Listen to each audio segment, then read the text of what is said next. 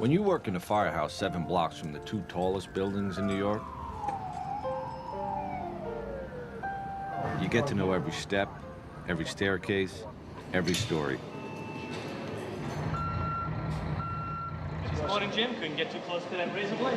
I'm James Hanlon. I've been a New York City firefighter for 9 years at Ladder 1 downtown.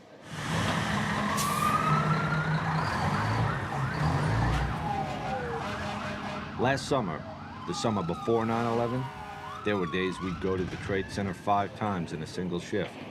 We're going to also send you some help. My point is, we knew those towers as well as anybody. But nobody, nobody expected September 11th.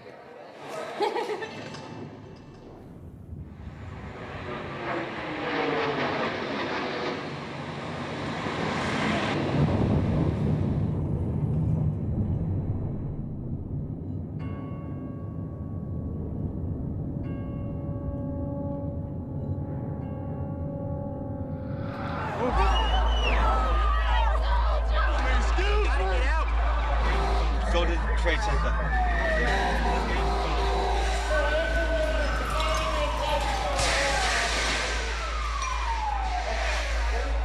On that day, guys from my firehouse, my best friends, were some of the first firefighters into Tower 1 after the plane hit.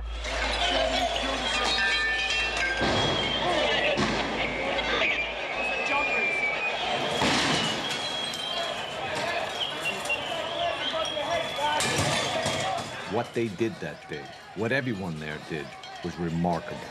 Chief!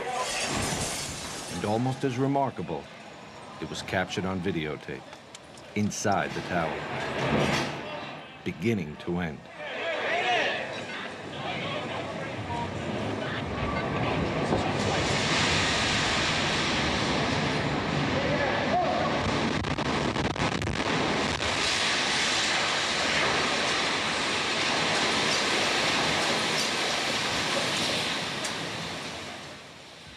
The tape was shot by 2 brothers, Jules and Gédéon Naudet. Holy shit. They're documentary filmmakers and old friends of mine. I don't know. They always say there is always a witness for history. I guess that day we were chosen to be the witness.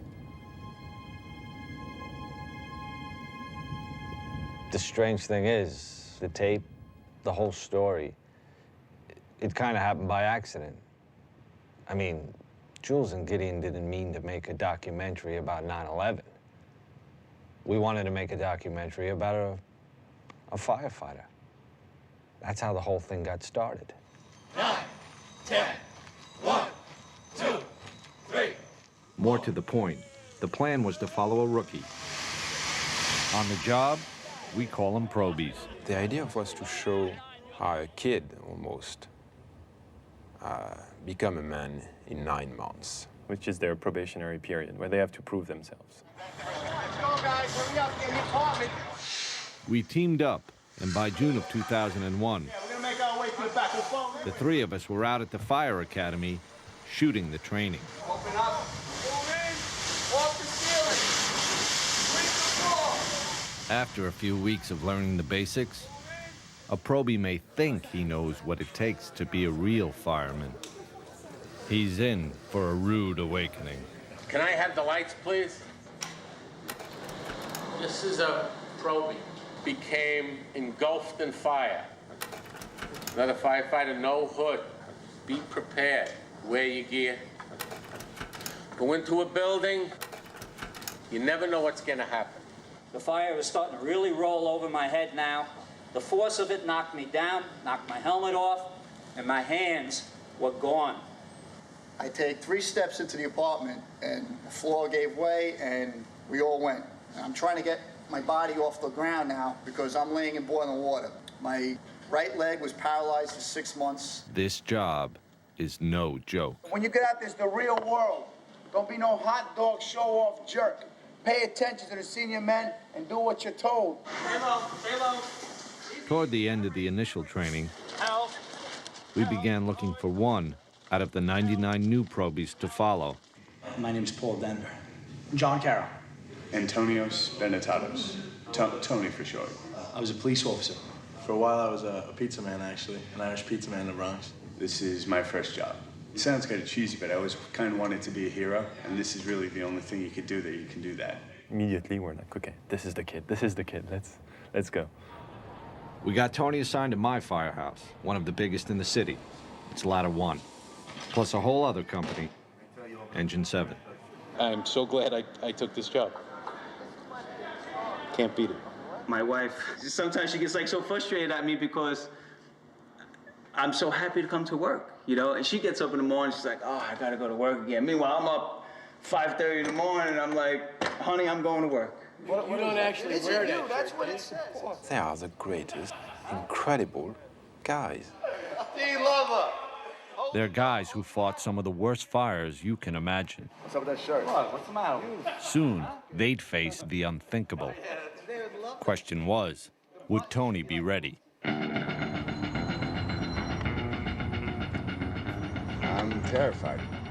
This is what I want to do, but it's scary. I just hope I can do everything that I'm supposed to do, you know? Because I want to help these guys and I want to be a good fireman, but you know, I'm still worried about how I'm going to actually react when there's fire flying over my head. Here goes. What's your first name? Tony. You know you come in on Thursday, right? Thursday? I wasn't sure of that. Thursday night. I am now, sir. Do you need to sit down? Sure, thank you. Stop calling me sir? I'm a little bit nervous. All right. What am I supposed to do when I come in the morning? Anything I should know? Be on time. I want to make sure I do everything I'm supposed to do. Thing is, when you're a probie, what you're supposed to do We gotta do the sheets. We change the sheets in the mornings. is pretty much everything. More news and traffic coming up. It's 6:22.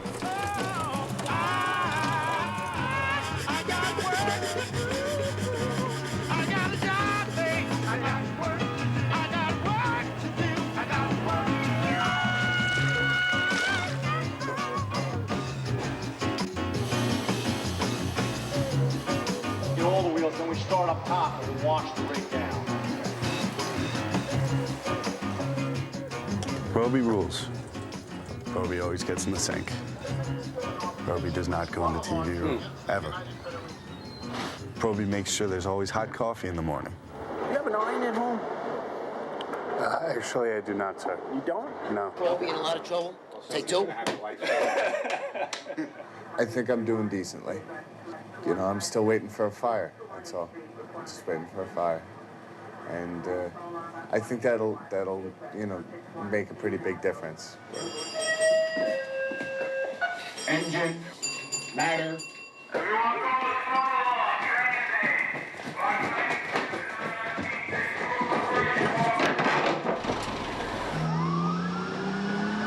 Should we grab that big long thing from the back too?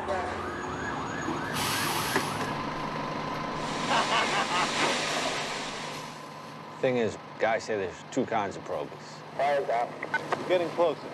Black clouds and white clouds. When a black cloud comes to the firehouse, that probie, he brings all the fires in the city with him. White cloud, just the opposite. No fires. Don't get me wrong, there were fires. Just not when Tony was on duty. The kid was one very white cloud. So what do you say? Does it feel like fire today? Or, yeah?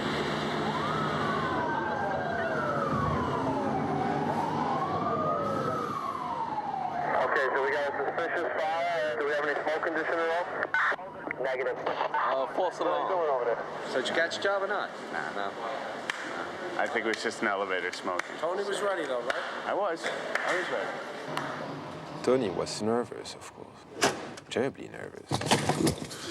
And as the days would pass, Tony, waiting for his first fire, wanted to prove to the other guys, and even more to himself, that he was going to be a real great fireman, Like, Tony. I'll be right back. the guys were not going to make it easy on him. No one was singling Tony out. We do it to every probie. We're gonna break your chops till you laugh about it. Right. Because that's how we do it. All We'll right. tease you to death until you start laughing. Right. No problem. You gotta love this stuff. No, I... Sooner or later, and you will. Yeah. But before you can love it, you've got to learn it. Now, say you got up there now, got your helmet on, your bunker gear, and you got to get your mask on. How you going to do that without letting go? I don't know. When we hit, what's the best way to hit? On one knee. Hit.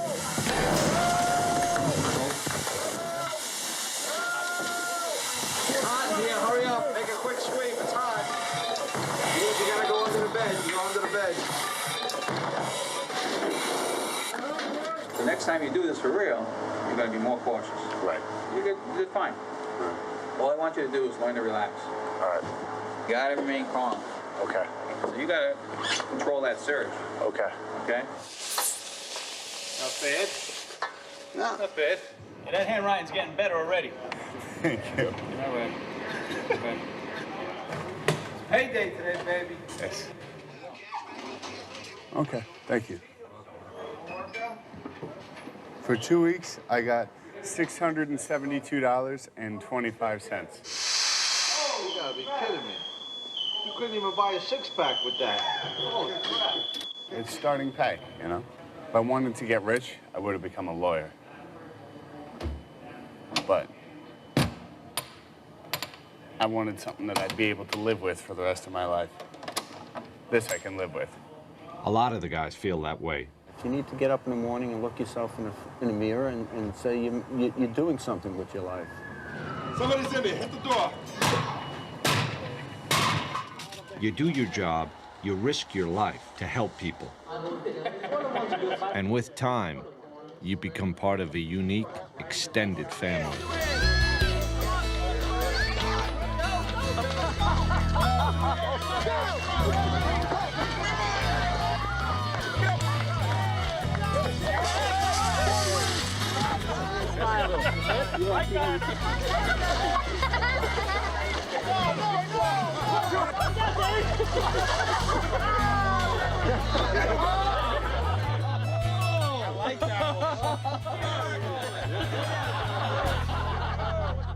We do a lot of things with our families together. You know, you got a bunch of guys here that just, they want to be here.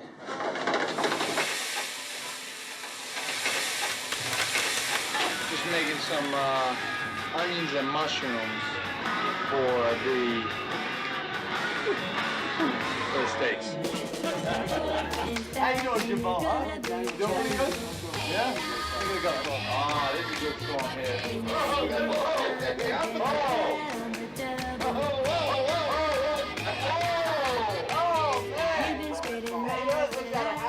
Tell me one other job where everyone sits down to dinner together every night. Sit down, Steve. You gotta be tired now. Let me help you, Steve, because I think I'm the only guy that helps you in this firehouse.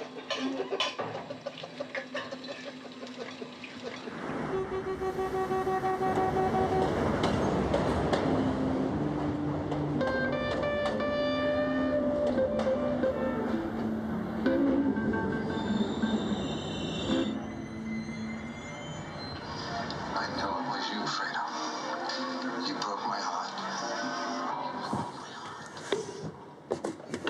It's been 4 weeks, I think, 5 weeks, something like that. And I'm still no fire. It'll come. Probably when I'm asleep and not ready for it. That's when it'll come. It's 2:30 in the morning, bro.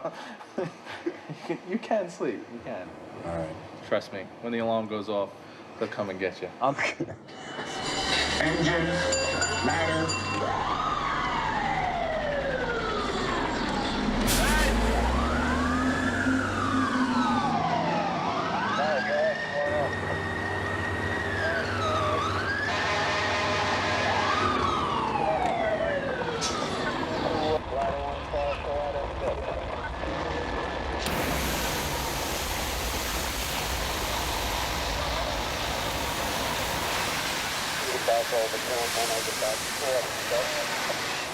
Go down, Stan! I got to spray water. You're getting closer. There you are, Tony. Look, your first fire. And it was a car fire, no less. That's all right. My first fire was a garbage can fire on West Broadway in Franklin. Listen, Tony was getting closer. Did he wave you? Yeah. But for the record, that was some flame. Look at all the smoke. It wasn't a real fire. Hey, Chief, come see his first fire. If they're all like that, it's going to be a fun 20 years. Come here, there's fire over here. Here's the fire, see? Stretch a line, put out the stakes. By the end of August, we knew that we had a great cooking show, and there were no fires.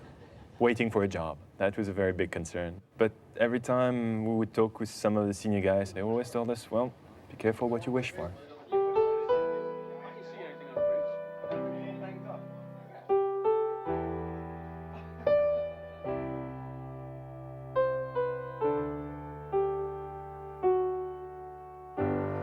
Yesterday, a 27-year-old firefighter, in Staten Island he was stationed, went to a job and he passed away. This guy left behind a 2-year-old son and a baby on the way. You know, this dude was just expecting to go home and see his girlfriend after the tour that day, you know? And, well, we'll go to the funeral on Saturday and what can you say?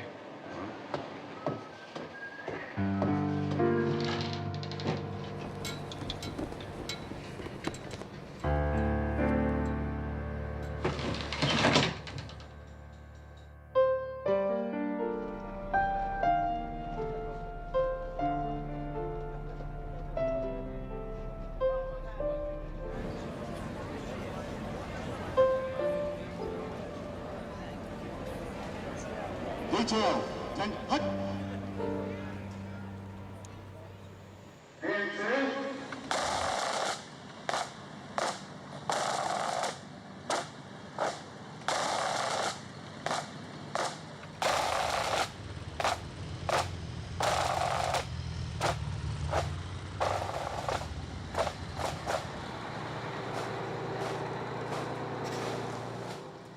I look back to last summer, and it doesn't just seem like a different time. It seems like a different world.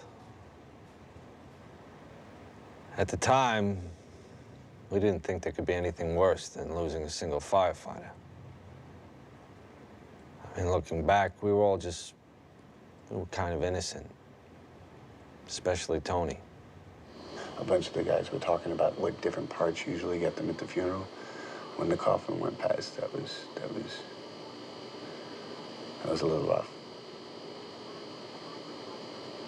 I don't know. I hope it's my last one.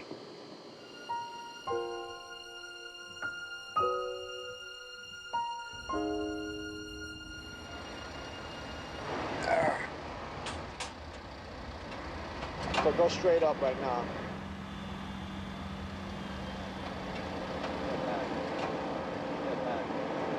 There's a lot of things going on at all times, you know? Shit's hitting the fan, the roof starts to collapse, you gotta get off. You know, you gotta really improvise. Right. You know what I mean? Right.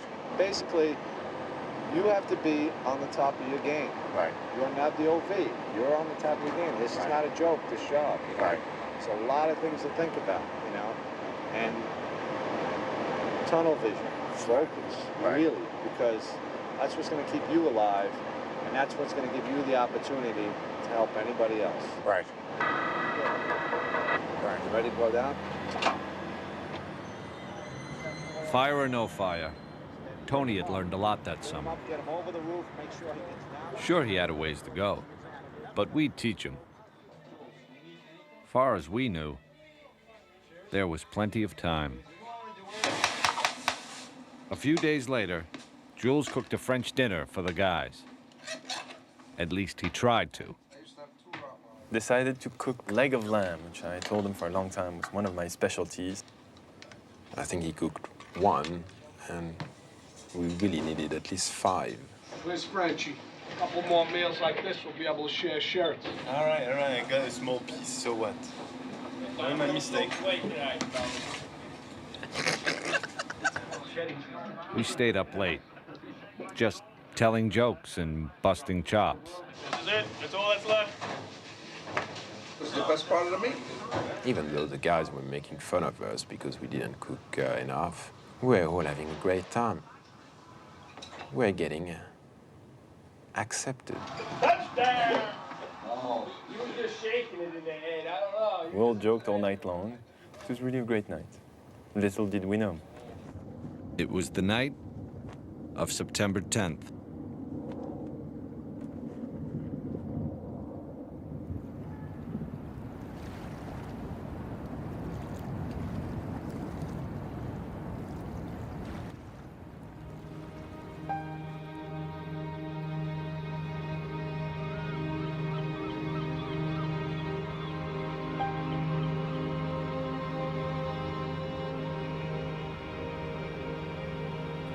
It's going to be a beautiful day today. Sunshine throughout. Low humidity. Really a splendid September day. The afternoon temperature about 80 degrees. Great weather for the primary election. Tonight clear and cool, low 60 in Midtown. It's begun to sound like some sort of a cliche. But really, September 11th started out like every other day. Well, currently winds out of the northwest 6 miles per hour. Relative humidity 70%. 66 in Newark, 64 degrees in Bridgeport, 67 in Midtown, and heading for 80. 8 o'clock in the morning, Don't throw the fat away. the day guys were just coming in. I was off that day. 13 guys from my firehouse were on. Whoa! What happened?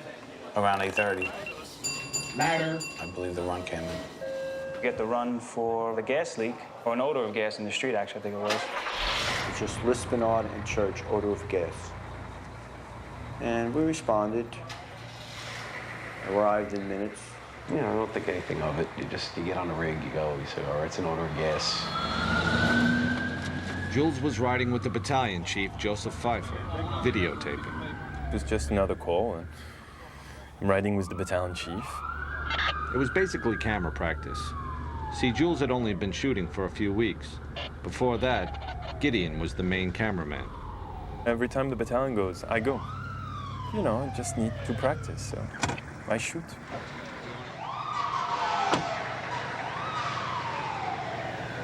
And I don't stop. You want to just check the where the gas spot over here? Oh, the gas main's right here. Right down. We checked the area with meters,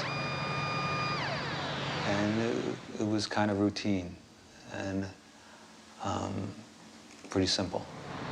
It was 8:46 in the morning.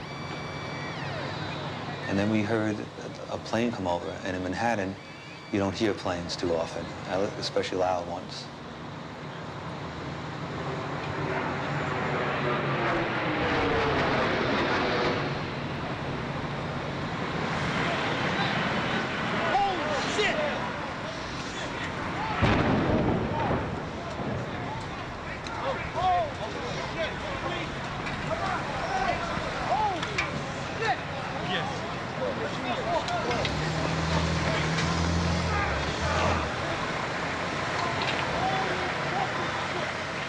Right then and there, I knew that this was going to be the worst day of my life as a firefighter.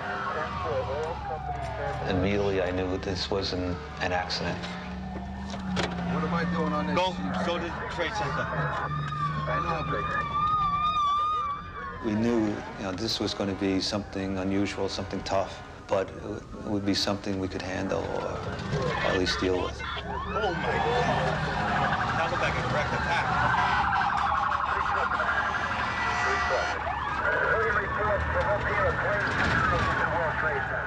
Chief Pfeiffer made the first official report. Battalion 1 to Manhattan. We have a number of floors on fire. It looked like the plane was aiming towards the building. Transmit a third alarm. We'll have the staging area at Vesey and West Street. Yes, sir. Probably a 2-minute ride, but it seemed like it was forever because there was a lot of things going through your head. Felt sorry for the people, the people inside the building. What was going to happen, nobody had any idea. We've never experienced something like this before.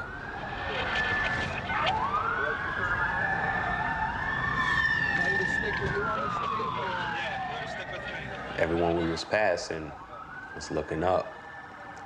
It's like the world just stopped. We are just currently getting a look at the World Trade Center. We have something that has happened here. Flame and an awful lot of smoke from one of the towers. Whatever has occurred has just occurred within minutes, and we are trying to determine exactly what As we swung around in front of World Trade, my mind tells me, wow, this is bad. What do we do? Like, what do we do for this?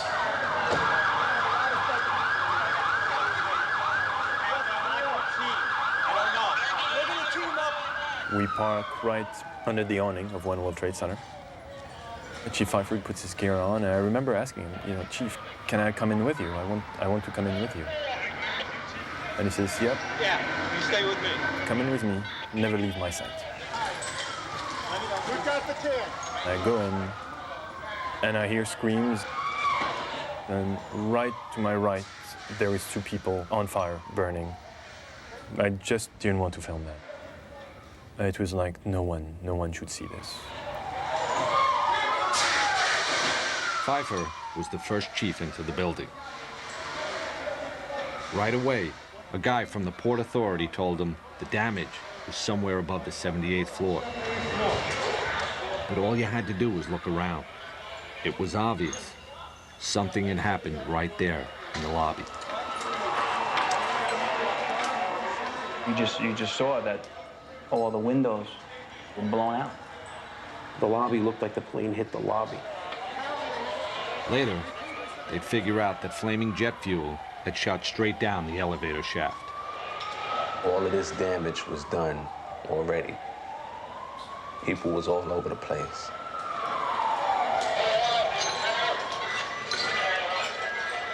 So you knew it was going to be worse when we got upstairs. Flames are shooting out. Smoke is pouring out. I want you to get an engine and team up. Get an offside line. Walk to 7. Okay, I want you to go putting higher than 70. What's going on? My main concern was we had 20 floors of people above. And we had to figure out a way to get them out.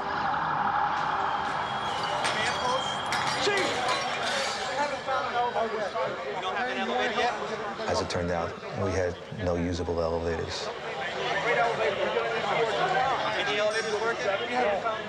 With the elevators out, there was only one way to get up there. Walk. Companies come in. You see them with a concerned look on their face. And they're sent up.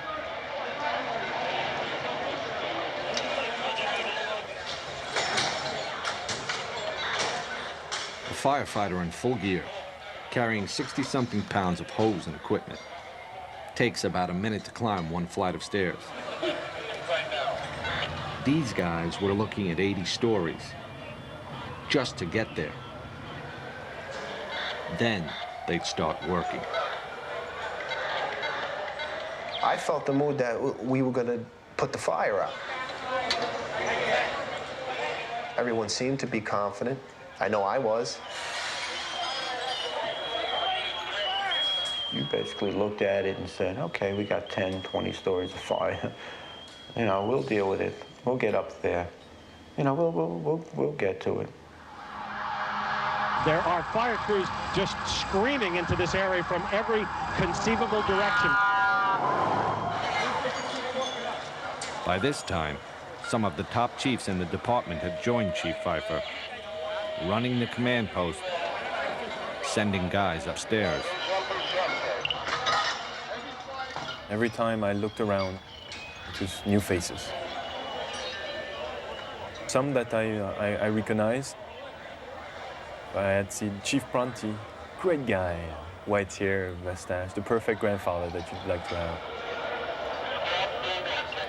I remember seeing Lieutenant Fody, who was working with 9 engine.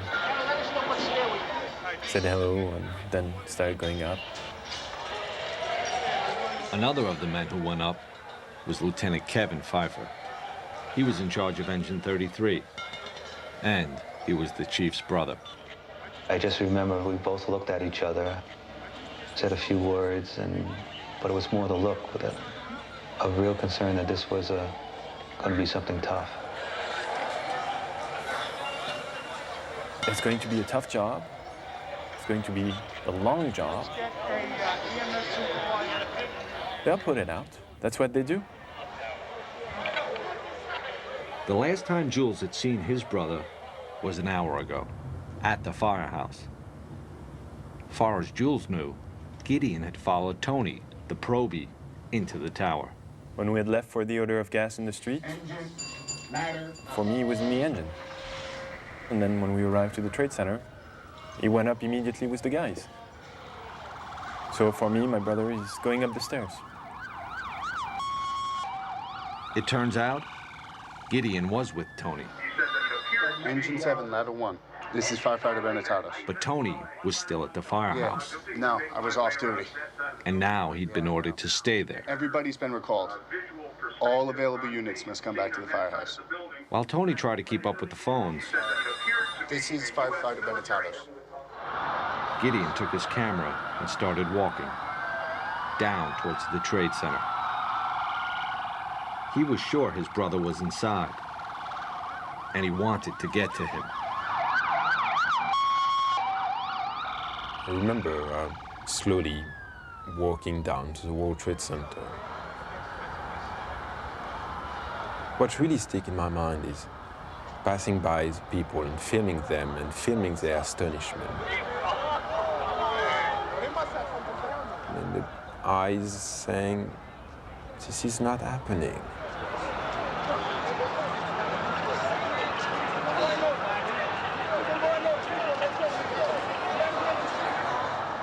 I remember tilting the camera back and forth between the people and the tower in front of me.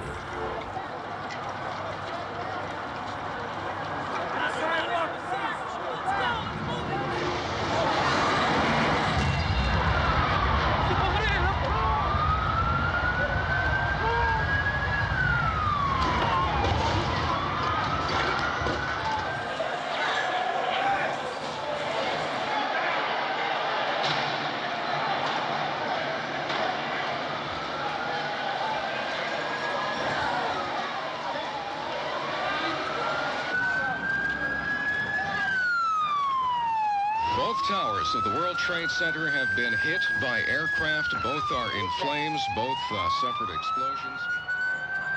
There is black smoke coming from both of the towers. It's a horrific scene here. There's debris flying through the air over the East River here into Brooklyn. What appears to be...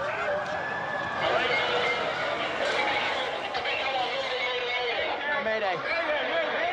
There were 2 planes. I saw the second one hit. It hit the other tower. All we knew was that a second plane hit, and we had a lot of people trapped. Stay together. Stay together. Let me know what's going on. It's going to have to walk. You have no way to go. Second plane is with motherfuckers. All right. Now the Chiefs would have to set up a whole other operation over in Tower 2. I'm going to send him up. I get no chief.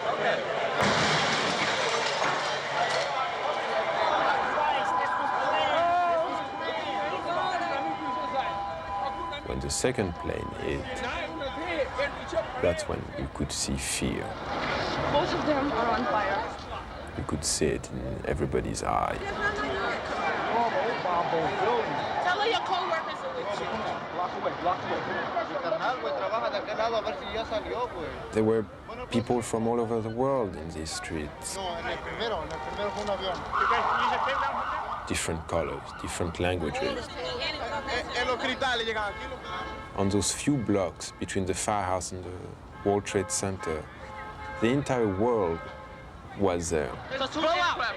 Two aircraft. The first one on one World Trade Center. The second one just happened.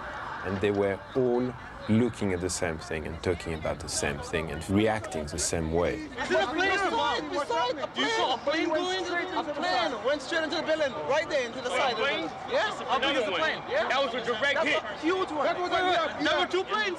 Yeah. There's two. One in each building. Yeah, I saw the last one.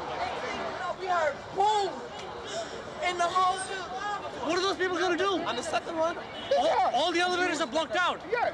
Well, the staircases must still be, right?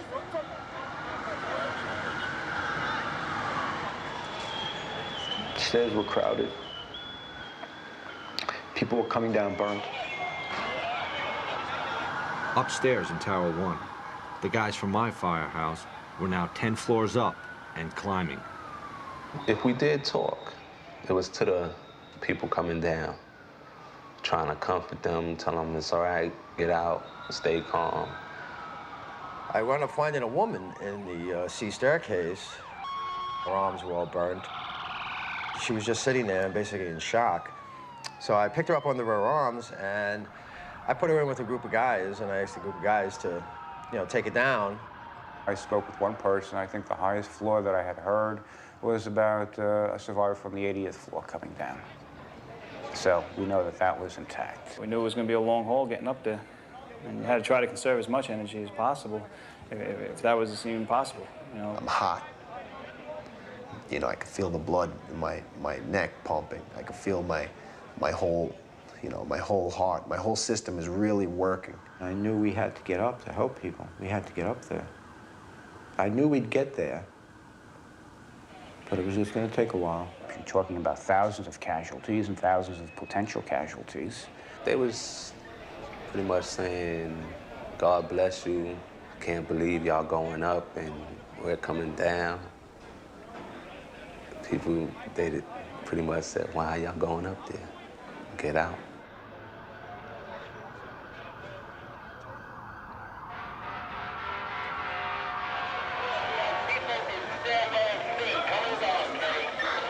Their concern was to get everybody out. That was the key. As much people out as possible.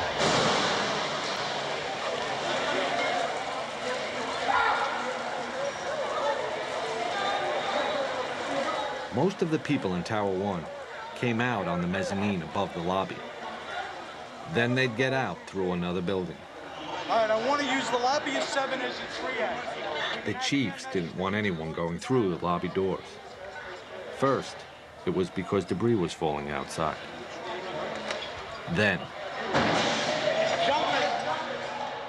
it was people falling. You don't see it, but you know where it is. What's that? And you know that every time you hear that crashing sound, it's a life which is extinguished. It's not something you could get used to. And the sound was so loud.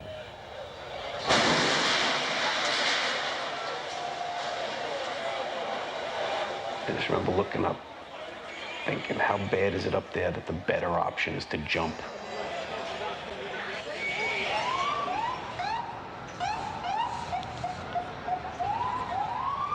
Let's go, get off the corners, let's go! Like something out of the Tower Inferno, like a movie.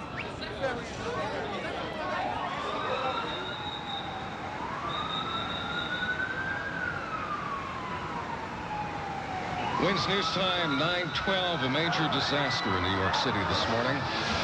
Breaking news now on 1010 Wins. Well, we now have some insight as to what's going on the air here. The FBI is now investigating reports of a plane hijacking before these crashes we're telling you about at the World Trade Center towers this morning.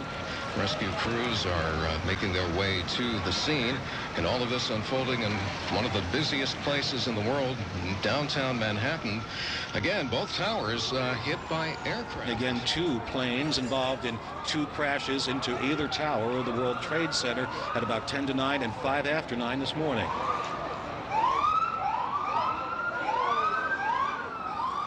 Pieces of the building and the planes actually landed blocks away. Gédéon was walking with his camera when he found a chunk of the plane engine that had crashed completely through Tower 2. Don't be kicking stuff over here. This is evidence. No, you don't kick it. All right, just get out of the area. Just go. This is evidence. You're kicking stuff. What's the matter with you? That was as close as Gédéon would get to the Trade Center, without a firefighter anyway.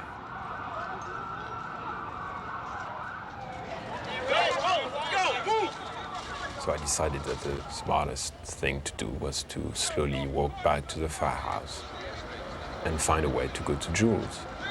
We're just getting word now. One of the two planes was hijacked after takeoff from Boston. This is two airplanes have crashed into the World Trade Center in an apparent terrorist attack on our country. We now have reports of a fire at the Pentagon. A fire at the Pentagon being reported this morning. I was just saying that officials are calling this an act of terrorism. They're saying that's clearly what it is, clearly not an accident. Arriving back at the firehouse, and Tony is still alone, and he has no clue of what to do. The Pentagon's on fucking fire?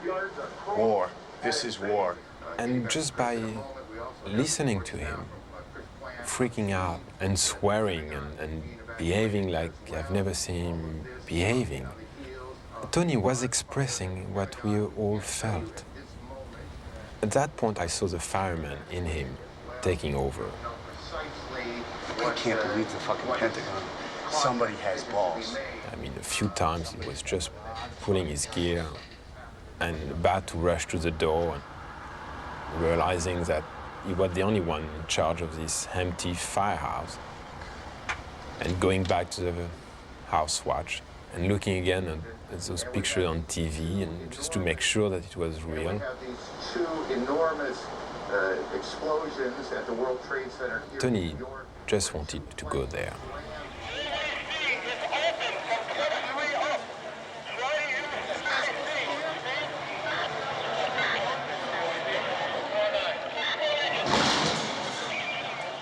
In the lobby, the chiefs were trying to run the largest rescue operation any of them had ever seen. With next to no information coming in from outside. You got a phone that's working? I think the entire world knew more than we did. Everybody had seen the attacks. Everybody had seen the tower burning. New York, un avion s'est encastré dans une des deux. Had seen the Pentagon. For us, we didn't have a clue of what was going on outside our lobby.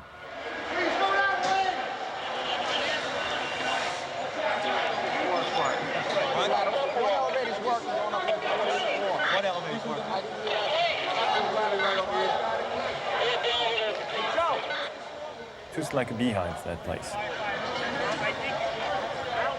Everybody's working on the phone, everybody's working on the radio. Everybody's getting information, sending guys up, getting reports. And just trying to get this thing under control.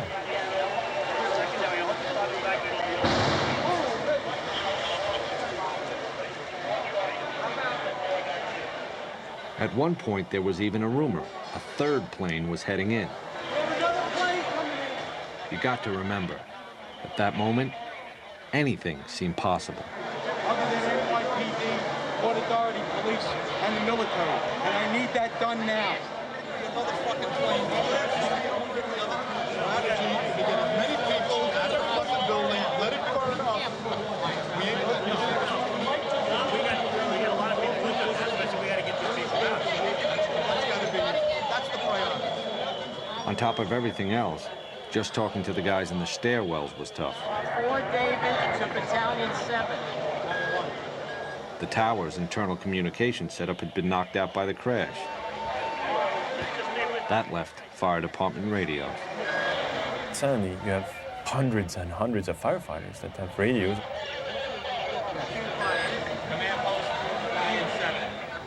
Seems to become more and more difficult.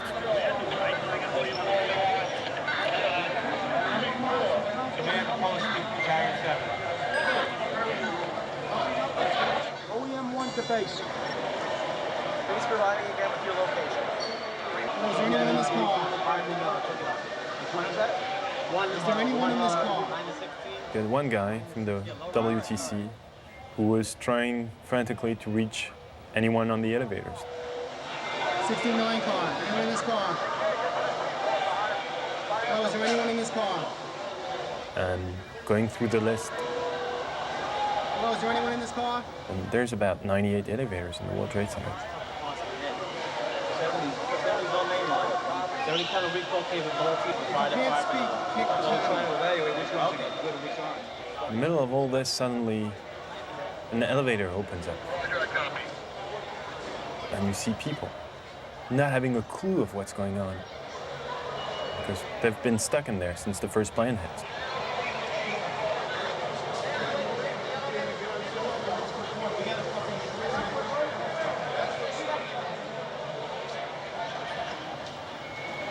I was seeing the look on the firefighters.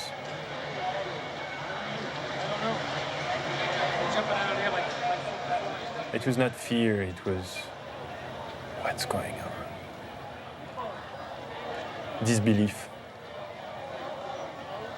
That made me panic a little bit.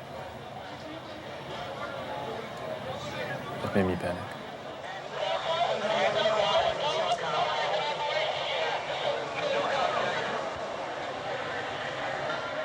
It was the first time I had seen Father Judge, the chaplain, as he's called. He was in the lobby with us, and I could tell that he was praying. You know, Father Judd, he would at least make eye contact with you and kind of give you a reassuring look. That wasn't occurring, almost like he knew that this was not good.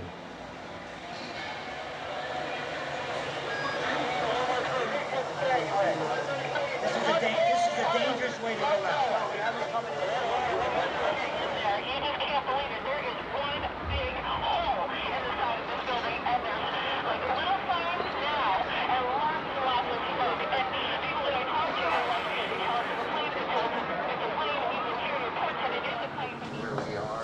Back at the firehouse, What's up? off-duty guys were starting to show up.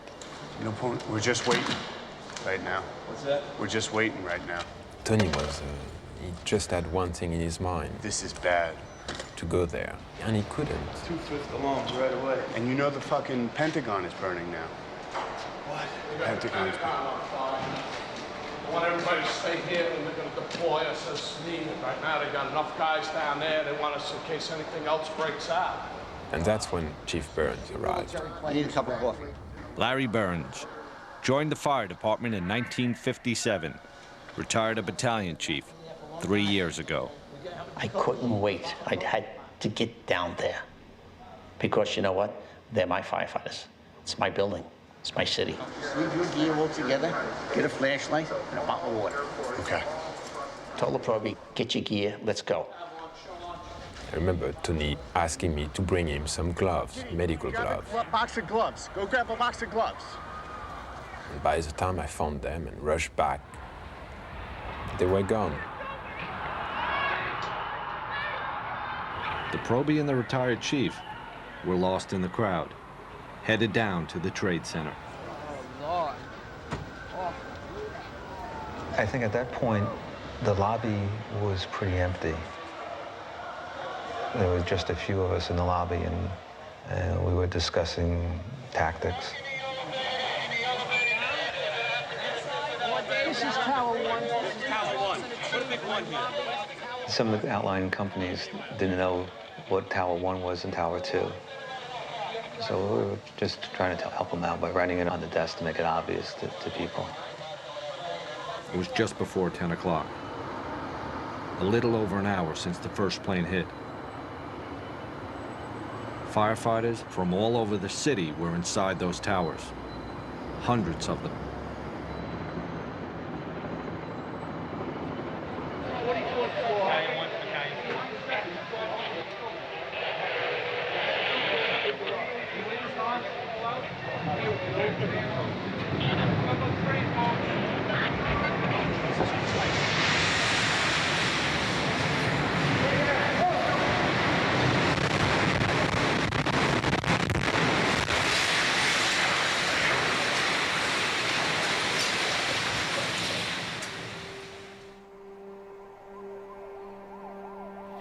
A situation that started bad just gets worse and worse and worse. The World Trade Center, South Tower, which was hit by a plane and racked by an explosion approximately an hour ago, has totally collapsed. What happened?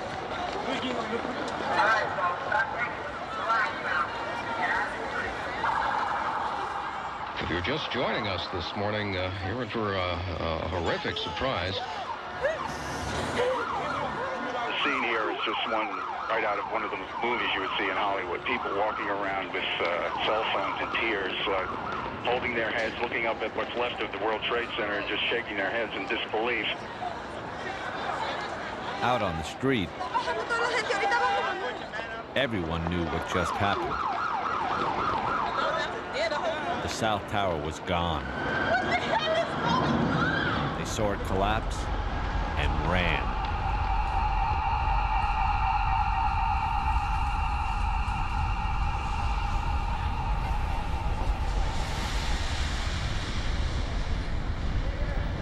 I waited. Time slowed down and everything became pitch black. Everybody all right? Yeah, I'm okay. How's the way out of here? And then realized, okay, I'm not dead. Yeah, right here. So let's turn on my floodlight on top of my camera. All right, come on down this way. Yeah, let's get out the way we came in. Okay, come on back. Everybody down. Inside the Trade Center, all Jules and Chief Pfeiffer knew, Yeah, right here. all anyone knew, was that something had gone terribly wrong. All right. No, come here. They asked me, you with the light, help us out. We gotta get everybody out. It was pointing my light wherever they needed. Where's Chief Cowan? Right here. Where's Chief Cowan?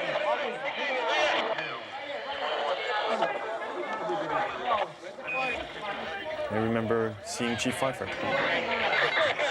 Command post Tower 1. All units. Evacuate the building. Command post to all units. He gave it right away, very calm, didn't wait. And it was, for him, it was a precaution. It was, okay, something wrong is happening. Let's get everybody out. Where's that flashlight? From the tone of his voice, I knew that it was no normal thing. I knew it was time to leave. I remember saying to the guys, well, we're on our own now. And for the first time, I looked in someone else's eyes and saw fear. Which you don't see with the firemen. We orderly evacuated. It was such a long walk, 21, 17, 16, 15, 14, 13. I was going down the stairs. I can remember a fireman resting on the landing and telling them, you know, we've heard a mayday, get out of the building. I don't think a lot of them, I know for a fact, did not take it serious. You start to feel your anxiety build up and take a deep breath and you say, it's gonna be all right. Let's just keep going. Our brothers ahead of me, brothers behind me. We're in this together, we're fighting together, and we're gonna do what we have to do. Sarge? Hey, Pete! Come on, Pete! I was not even consciously filming. I was just had my camera by my side and pointing the light wherever they needed. Sorry. Needed my light to actually help someone, and then I realized it was Father Judge. Hey, guys, here, we need a hand here. We saw him lying at the base of the escalator where we were. And I removed his white collar and I opened up his shirt. And I remember checking for his pulse and realizing at that time he was gone. All right, we got 4 guys. I'm here. Where's Chief Hayden? Up the escalator right here. Come on. Up it right here. Come on. Top of the escalator. Top of the escalator? Top of the escalator.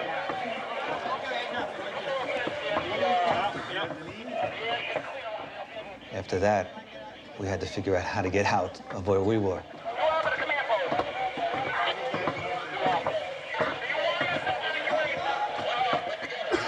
Because if you go out this way, right where we are now, people are still jumping, debris is still falling, and it's too dangerous. You cannot go out this way. From World Trade Center, we took a hit on that last explosion. Command post is being evacuated at this time.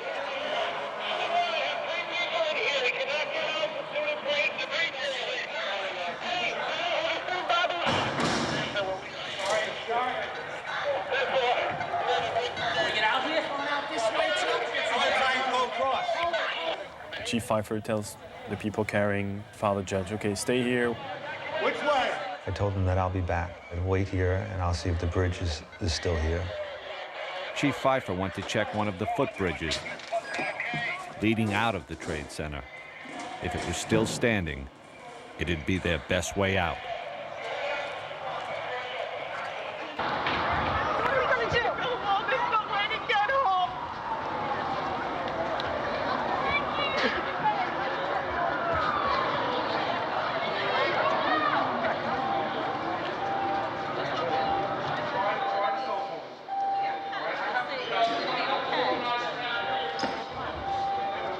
Did you hear what happened with the other tower? You see the tower collapse? The top or the whole thing?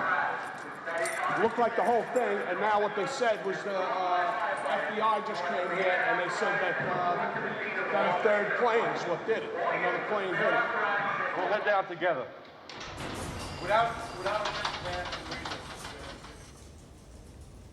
And now I wonder for the first time if Jules is still alive. I never thought about it before.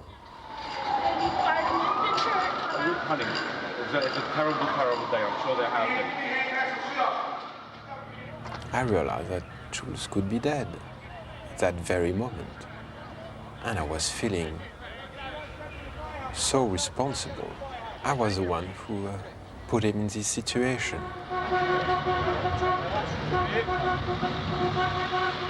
I had to find Jules. Gédéon hitched a ride with 3 off-duty firemen, determined to get to the Trade Center the only way they could, in a pickup truck.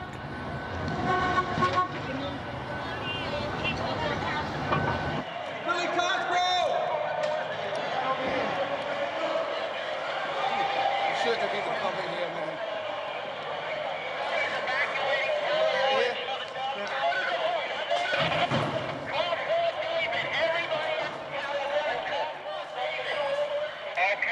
Battalion 1 to Division 1. We walk and we walk and we walk. And there are maydays being given, and we start to figure out, okay, We should be able to get out here. it's much be worse than we think, because you cannot have that many maydays and all that dust and that noise.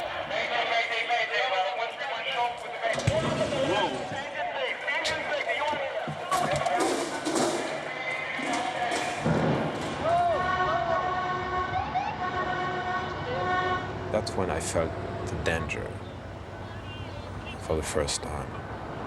It was all around you. I mean, every single cell of your body was telling you, you should not be here.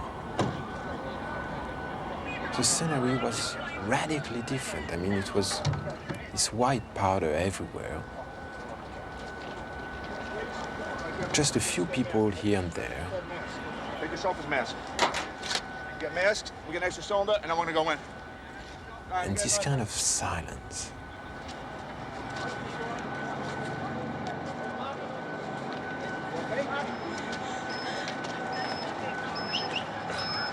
You have ambulances straight down. Thank you. Of course, there's no word on casualties. You have ambulances straight down. But suffice to say, the loss of life presumably profound. Ambulance straight down. Ambulance is straight down. Of course, at this point, everyone's concern is just getting north, getting away from the World Trade Center, as well as finding out where their families are. The south tower of the World Trade Center just minutes ago collapsed to the ground. Only one tower is standing at this point. I have a direct line of sight to what is left of the World Trade Center. The fire continues to burn. I can see the flames through the thick smoke.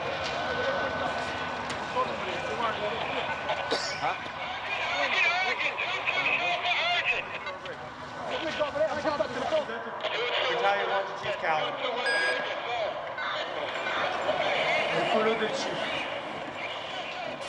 By this time, Chief Pfeiffer had found a safe exit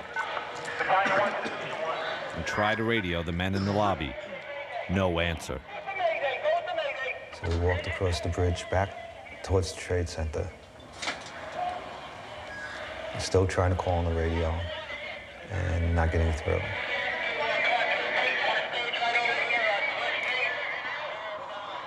The guys that we had left there, they're not there anymore.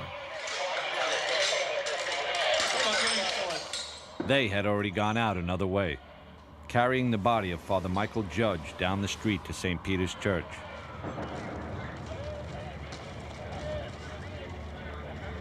They laid his body on the altar.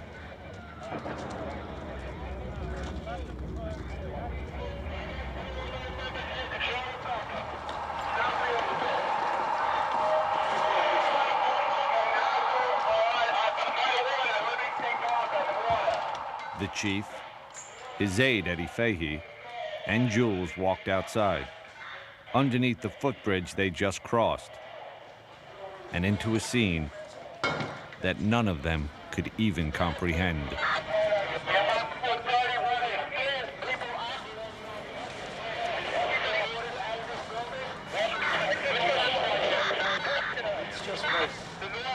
And there's debris everywhere.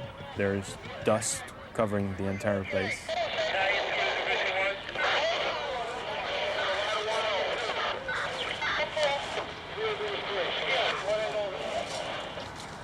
And we look, and the tower's here. So we say, okay, probably to something else. The tower is nice, it's standing. The other one, we can't see it, but it's probably just, on the other side, and no one tells us. We have no clue.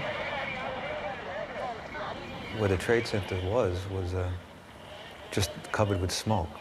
And that's not unusual for a fire to have a building disappear behind the smoke.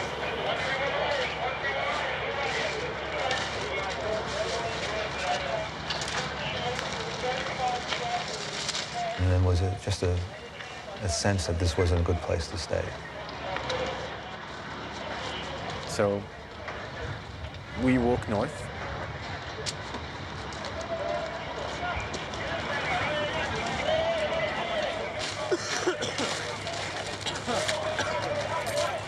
Just trying to figure out what took place here, and then try to gain some control.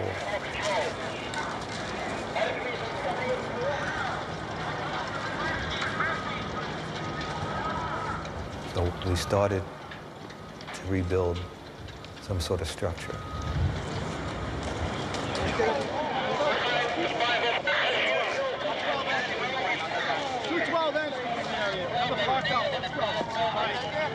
We got everybody out of the lobby. Who's in the lobby. Chief Pfeiffer's priority was to set up a new command post and find his men. Right now, they were coming down the stairs. At some point, I started to run. I don't even know if I was touching stairs on my way down. When I got about to 3 or 2 is when I started to think of my family, So I gotta get out of here. When we got out to the lobby, it was unbelievable. Nobody was around the command station. There was nobody at the command station. It looked like the end of the world. I joked about it. I said the command post was abandoned. The board was set up and nobody was there. I said, oh, this is not a good sign.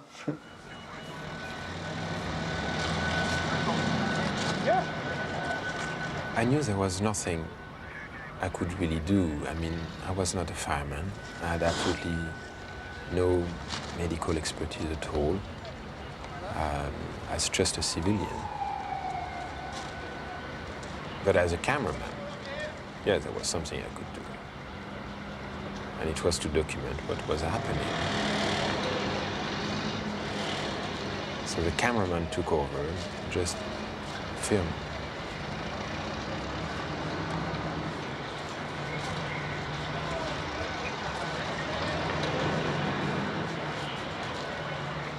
Gédéon had made his way as close to the tower as he could.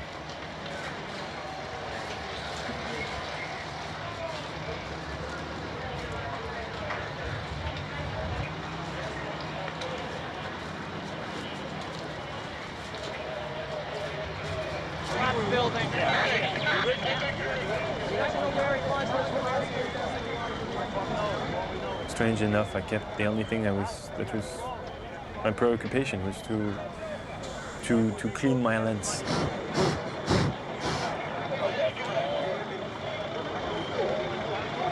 I don't know if it was a way for me to try to focus on something so I can stay away from the horror of the reality, but that was just my obsession, was my lens needs to be cleaned.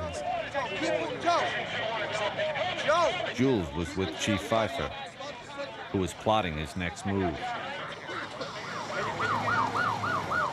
The firefighters from my house had reached the lobby and scattered. You know, kind of walking at this point. We knew we were out of the building, felt we were safe. Unfortunately, there were people jumping out of windows. You could see them hitting the ground all around you, debris hitting the ground. I thought we was going to get out the building, the chiefs will meet up, then we come up with a plan, and then we go back in. That's what I thought it would be something like. Just before I walked out, a fireman out in the middle of the street was yelling at me, wait, wait, throwing up his hands. And that time I waited, and there was a big thud, and then another thud, and there was two people who had fallen or jumped from way high up. Get yourself accounted for with Chief Goring down at staging. Let's move. Come on, officers. Basically, everybody was standing right in the shadow of Tower 1. It was 10:28 in the morning. And then comes that sound again.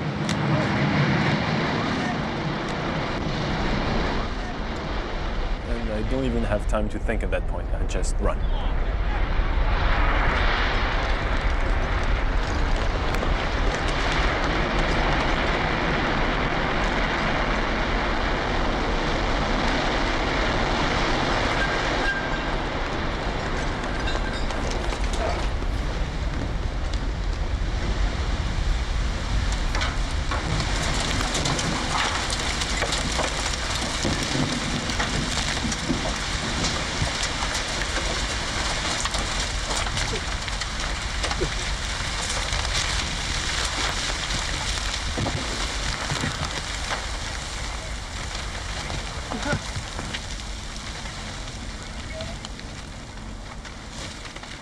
And it's dead silence.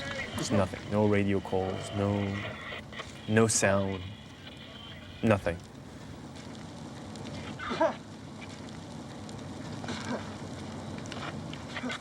And I feel the person who was on top of me get up. Get out of here. You with me? Yeah. And I recognize it's Chief Pfeiffer's voice. And I just realized it's just, you know, it jumped on top of me to protect me from all this.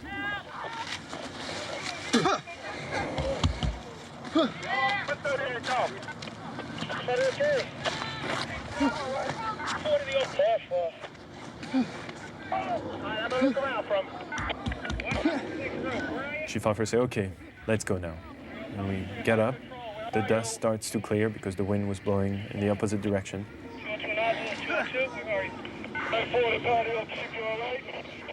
After that, it was just trying to literally walk around the block and regroup and walk back to the scene and see what we could do.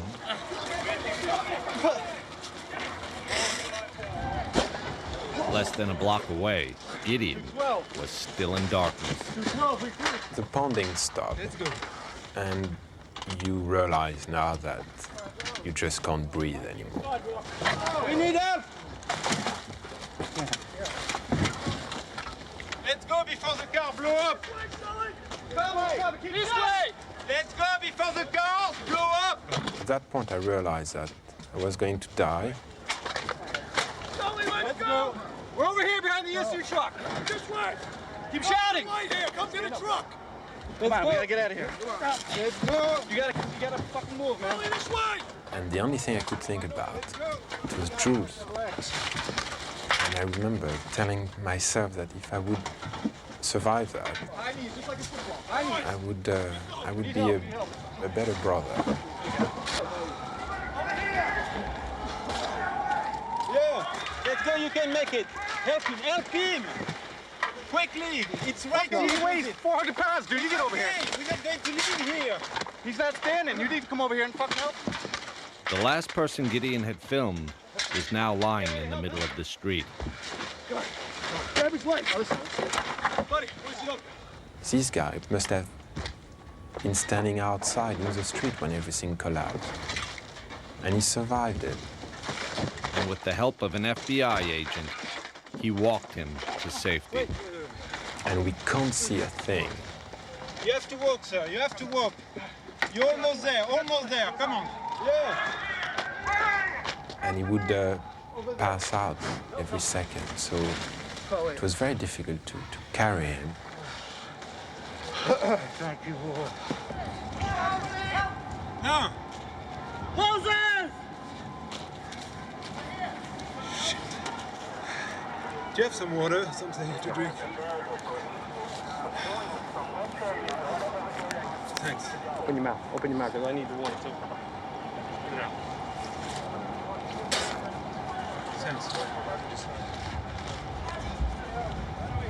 I had been in this street 3 times in the last hour. The first time, it was full of people. The second time, everybody was running away from it. And the third time, getting out of the last collapse, there was just nobody. And everything was white. Everything was covered by the dust.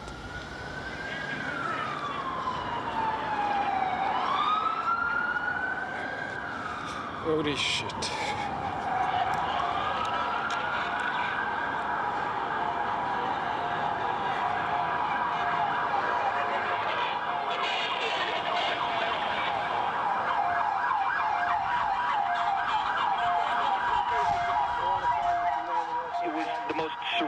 Scene I have ever seen. I cannot describe what took place.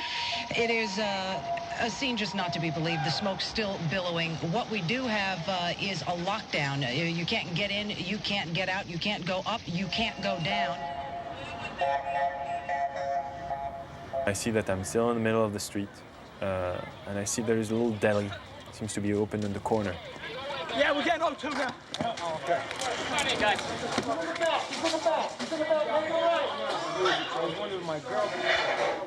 A lot of people injured. Firefighters, bloody nose, things like that.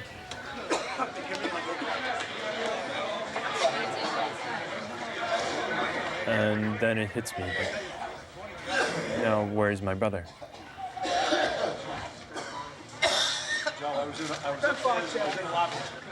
Go back here. I start realizing that I've probably lost my brother.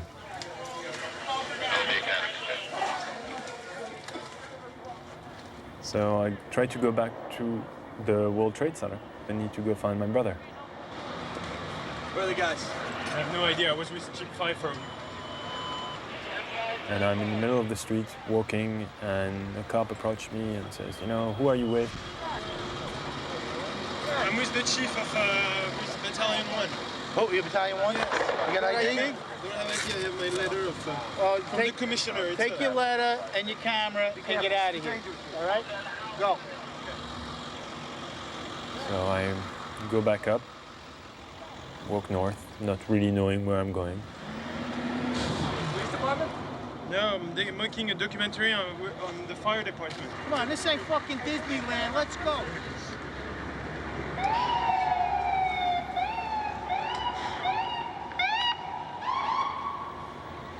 And after a while, I said, you know, there's nothing I can do here. I need to go back to the firehouse. Maybe they'll have some news. And maybe he's already back there. But at that point, I think he's dead. And it becomes too overwhelming.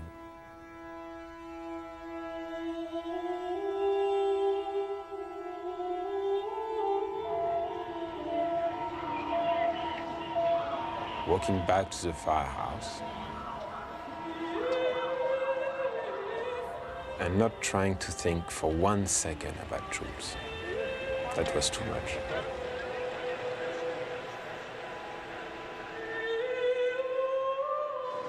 Don't worry, honey. We'll stand.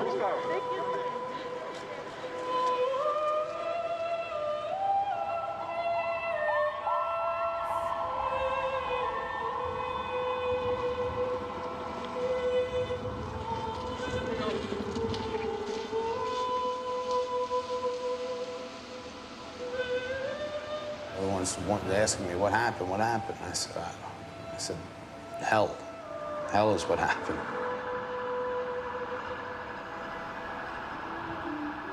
It just came down, and it wasn't supposed to come down.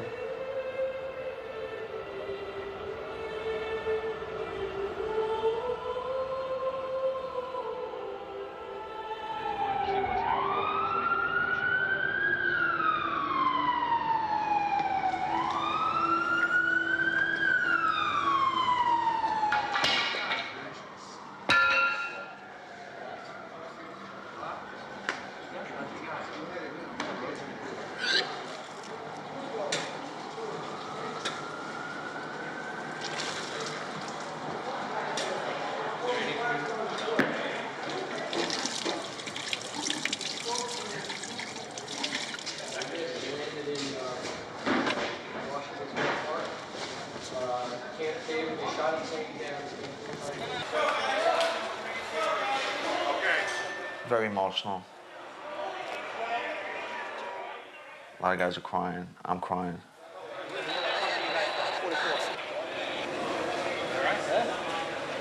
Where the fuck was it? I couldn't get back in. They wouldn't let me up. Well, leave the oxygen here. Hold it up. Still, we don't know how many guys are missing. Down here looking. I got thrown into 2 ambulances. We bolted, we ran. I never got so many hugs in my life. They were glad to be alive hugs. It was a great thing to know that people were surviving this. I thought you guys were dead. Not the only one. I thought I was dead. We lost so much in that 2-hour period. How you doing, all right? We felt like we got the hell kicked out of us. Shot, I don't know what to do, man. Go back down there or what? Fucking get shot. Is everyone okay? You guys were in the building? Yeah. So many thoughts and emotions, and we got to call our loved ones, tell them we were okay. You made it out. You just made it out. I'm never so happy to hear my mother's voice.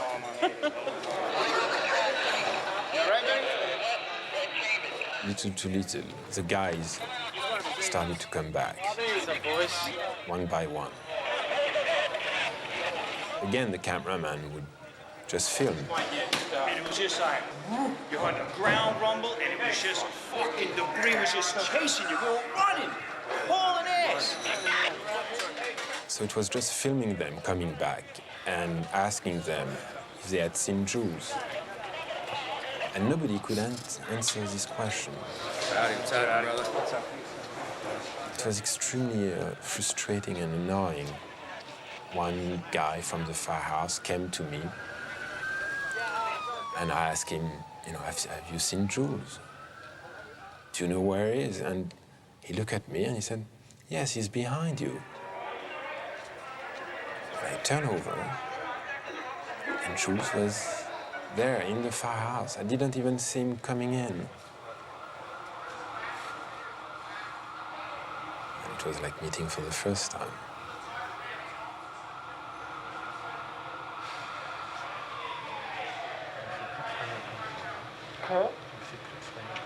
Écoutez-moi, moi j'étais en vie, je savais pas si tu étais dans le camion. Ask Jules if he's all right. He tells me yes. He tells me that he was all that time in the lobby.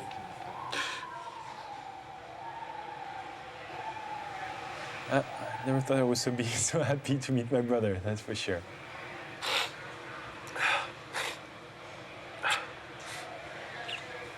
Cry like babies for about 10 minutes. C'est pas beau des gens qui sont heureux. Dès qu'on est arrivé, il y en avait deux qui étaient tombés à travers. I tell him, I know now what it's like to think you're going to die.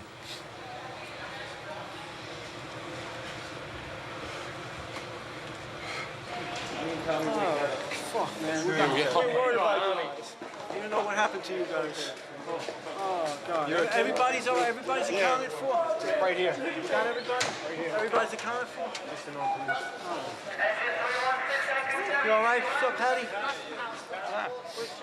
I can't believe we all made it out. How did we make it out of that building? 30 seconds, another 2 flights higher. Why am I alive? So many others are dead.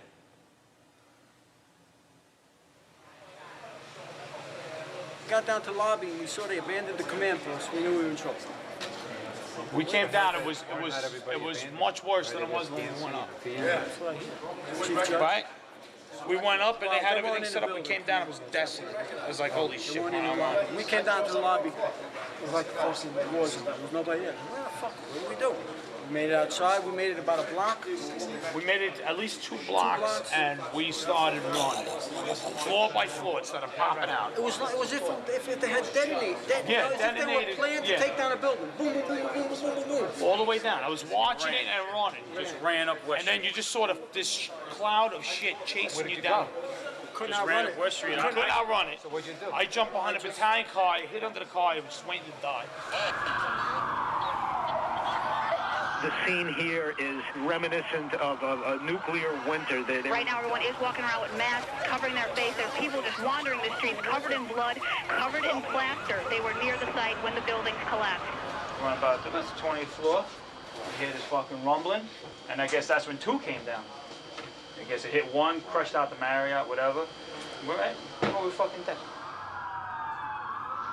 I guess the best way to sum this up is the World Trade Center is no more. Sit down. The loss of life, one can only imagine, is just enormous. It must be incomprehensible at this point.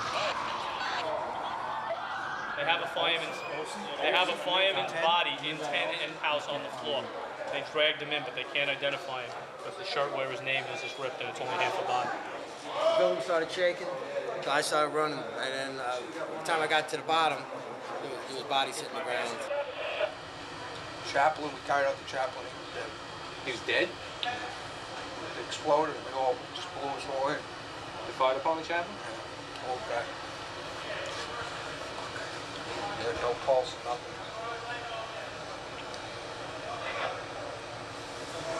The way we lucked out, we were in 1. 2 fell first, and then they told us to get out. 2 fell first? 2 fell first. I can't figure this out. When you guys came, it fell while we were in the building. Yeah. That's why we were lucky. When you guys came out of the building, 2 was already gone. Yeah, 2 was gone, but we came out of 1. Watch it on the news. 2 fell. 1 didn't fall first. That's why they were getting us out. The United States will hunt down and punish those responsible for these cowardly acts. I'm going to want a list of the New York City firefighters and officers that are willing to go back to work again. Okay, we probably won't be leaving for at least a half hour, but I want to get a list. Yeah, I don't know why myself and the other guys were picked to survive this. You're going to need masks down there. In a way, I feel that there must be a reason. And then we'll leave as soon as we get the order from division. What am I supposed to do to earn this? It's not easy being a survivor.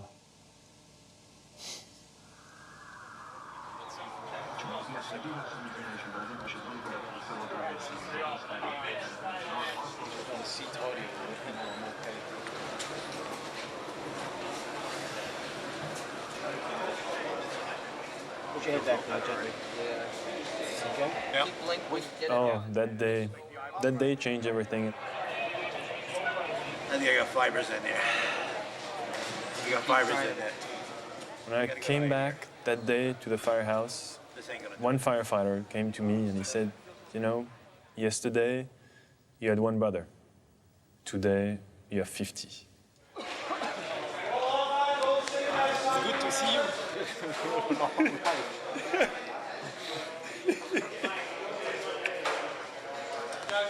It's hard to even describe the emotions in the firehouse that day. On one hand, you celebrate. Very frightful day, man. Very happy to be here. Somehow the guys from our house, they got out.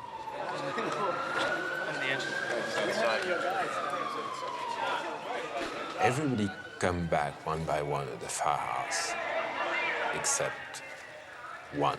Did you see Tony over there, Benetatos? Tony. Benetatos is the only one that... He were all accounted for, except for Tony.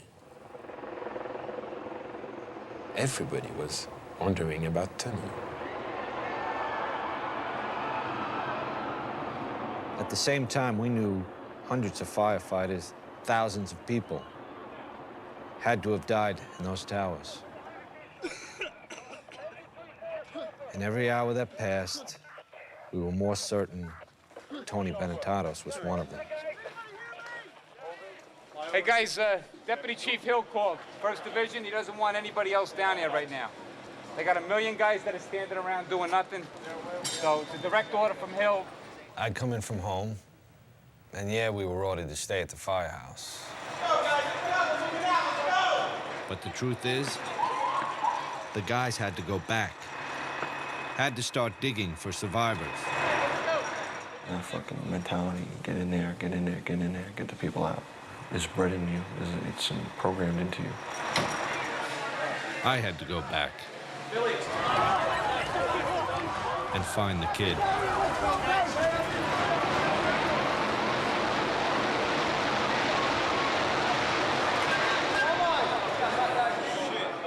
It's gone, man. 17 down? I got down there just as 7 World Trade finally collapsed. Hey, Rick, they've been going live with No sign of Tony anywhere. It had to be almost 6 o'clock, 9 hours after everything started, that Tony just walked in. I walked in like a daze. They were all like, hey, it's Benetatos, you're all right. What's wrong with your hand? Anything? No. No? Yeah. You all right? Yeah. Chill out. How you doing? You okay? Yeah, I'm all right. What happened on your end? I was in the building. Were you? Is everyone from the house? Everyone? Everybody accounted for. Sit down over there, grab some benches. You want something to drink? Want something to eat? How you doing, Tony? Some fruit, and I buy a seat there for you. You all right? So everyone's accounted for? What do you want here? Everyone who was out at the box? He was the last one. You motherfuckers, man. I was so sure you dudes were dead. I'm fucking digging through shit. And you fuckers are chilling here eating oranges? And I'm roaming around looking for you. The last one that went out there came back, and we were all okay. I left here right after the first collapse. Turns out, Tony had been with Larry Burns the whole time, the probie and the retired chief. They were right there when Tower 1 came down.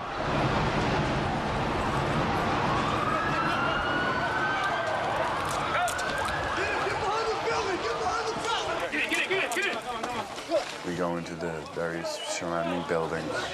Hello! We're the street! Hello! Come to the light!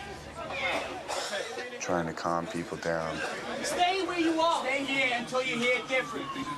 directing people to go to the Brooklyn Bridge to get off the island. Everybody please evacuate the area immediately. There's people crying. People injured.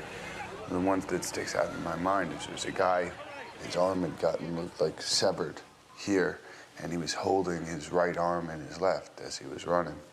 And he was screaming as I was hiking, I need a medic, I got a bad bleed. You know, and that kind of shocked me.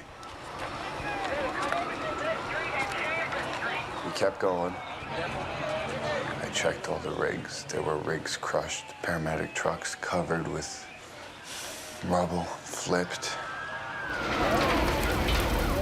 Fires burning everywhere, huge fires. That whole day, I just searched through rubble, lifting things up, checking underneath. It was hard for him. It was very hard for him. He's only been a firefighter for, a couple of months. But he proved himself that day to all the guys, yeah.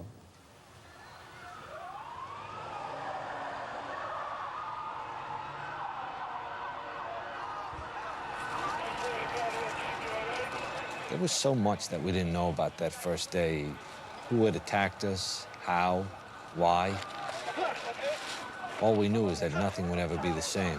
I must have saw about 7 or 8 bodies flying through the air, coming from 8 floors up. And then, of course, the images of the replay that never stops of the planes hitting, the towers coming down. And it was like, okay, enough TV. Thankfully, the power went out about that time, so it was a relief. Put this generator maybe in the courtyard, and then we'll hook the lights into it. I got 2 more sets of lights coming. The entire downtown Manhattan lose power. It was really this feeling that we're going to be there for a long time.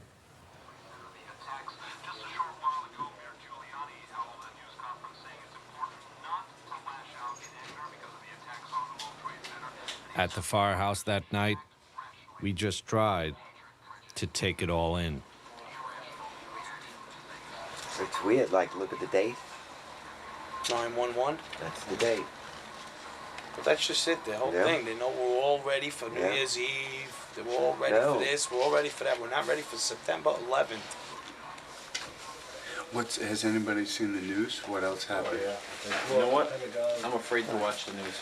So both towers are completely level. Both towers, 3 buildings are I think they disconnected completely fucking gone. 4, 5, 6, 7 is gone. They're all gone. The roof of the Marriott, we were on the roof of the Marriott. There was parts all over the fucking place. Legs, feet. It was nasty.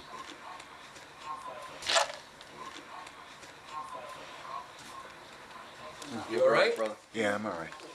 One of the things that sticks with me more than everything I saw is I sat down next to Ted. He looked real bad. I said, Tony, man, it was raining bodies. And just the way he said it, man, the man had been through hell. Good evening. Today, our fellow citizens, our way of life, our very freedom came under attack in a series of deliberate and deadly terrorist acts. It's a very depressed, dismal, miserable mood. Hundreds of your firemen, thousands of civilians are gone. As quickly as you blow out a match, they're gone. Flip a switch, they're gone. That's it. These buildings came down. Gone.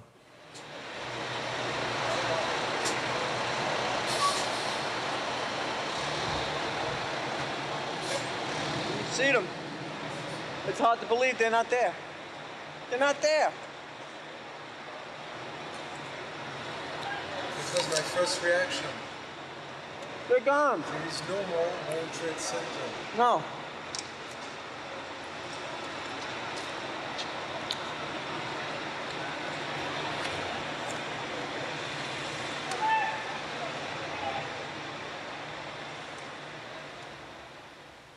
It did happen, right? It's not something that I'm going to close my eyes and open them again and I'm going to see the tower, right? It's not there.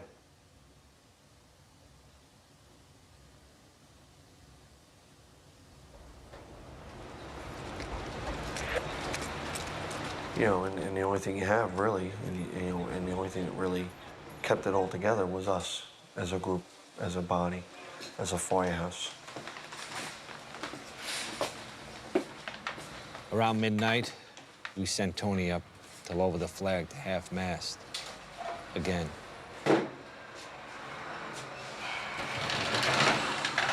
There's going to be a lot of pain to deal with in the future. I have a pretty good friend who was in my academy class in my squad, who's among the missing. A lot of guys, we all lost friends and family. I don't want to ever have to put that thing at half-mast again for the rest of my career. That's it.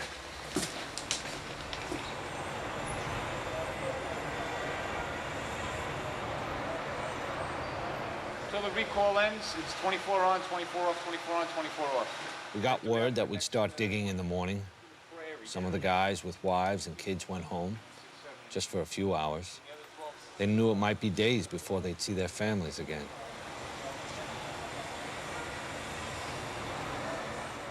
My son was sleeping. I picked him up, and I put him in my bed, and I wanted him to be with me. And normally, I would take him out of my bed and put him in his own bed, but this night was the opposite. He didn't mind that. He actually had a big smile on his face, and it was wonderful to see that smile again. Probably the best entrance I ever made to a place. And the kids came out, and we just kind of all cried in one big hug. And it was, we just cried.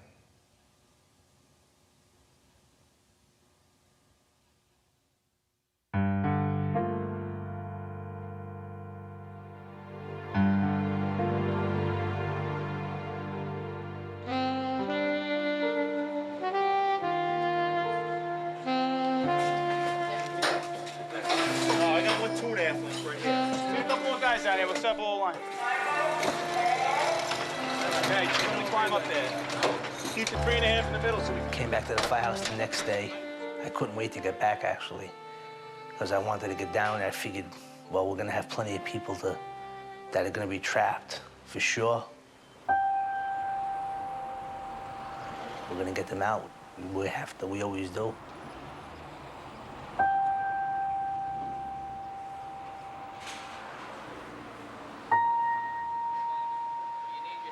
I don't know if anyone's really pulled themselves together. Focus on what you're doing today. I mean, time enough in a couple of weeks to really take in what happened to our guys. But today, you must focus on what you're doing.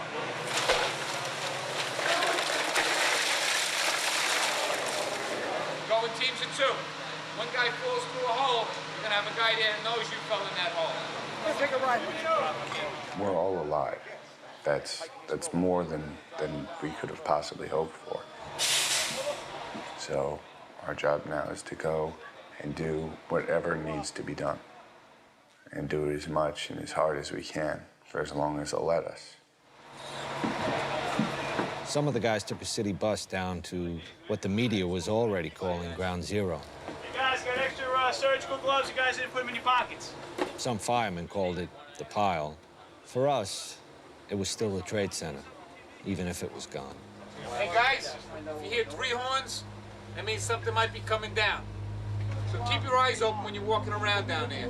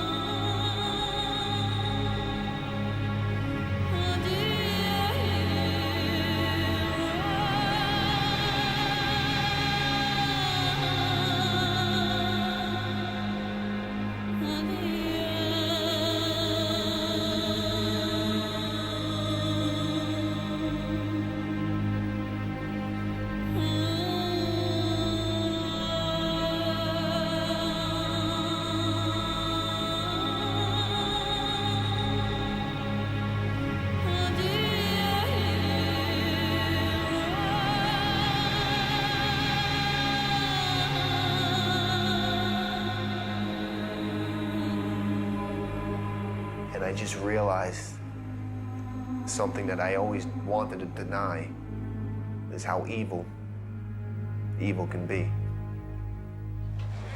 I need 5 firefighters, 19 and 12. We went down there and formed up companies, 5-man and an officer. Go, let's go. We went to work right away, trying to look for survivors. Try to get some buckets back here. Buckets! Guys were digging fast, passing those buckets quick. Digging frantically. Bucket! Bucket! Hey, watch your back, guys.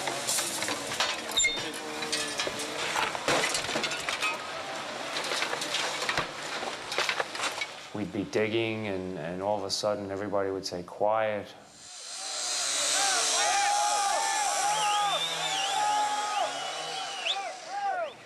And the whole place would get quiet, and people would look.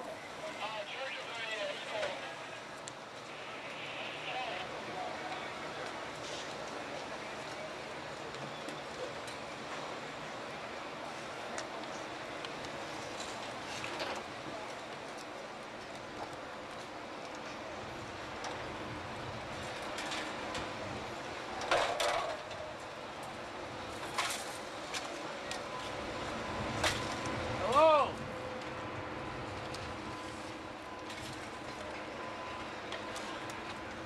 And then slowly they would go back to work and start again. And that's how things went down there.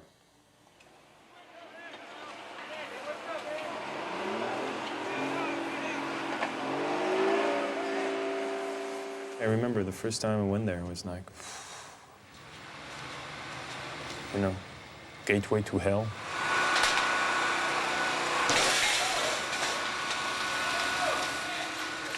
You'd never know unless you were there. But the pile itself seemed to have a life of its own.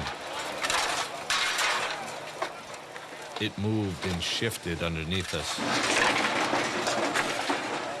Every step you took, you could fall 30 or 40 feet into a void.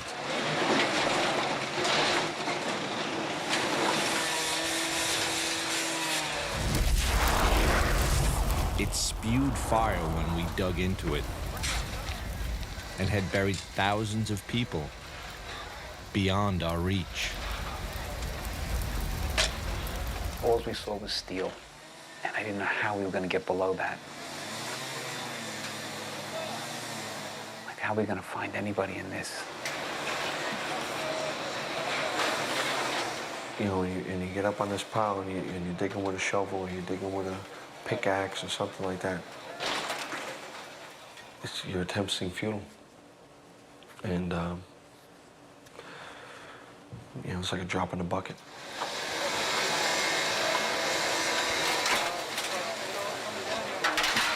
But you believed in your heart there was somebody down there.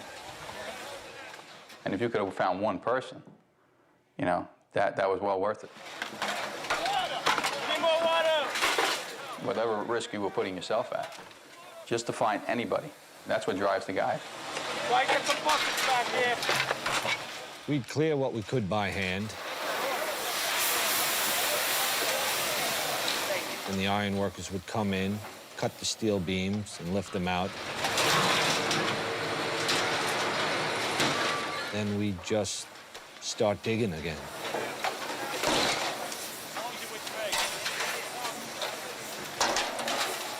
You have 2 110-story office buildings. You don't find a desk. You don't find a chair. You don't find a telephone, a computer. The biggest piece of a telephone I found was half of the keypad, and it was about this big. The building collapsed to dust. How are we supposed to find anybody in this, that there's nothing left of the building? Bucket! You find a little spot, and you just keep going and digging and digging and trying to find something. And you find a foot, and then they say the building's gonna collapse, and you run away. Go, go, go!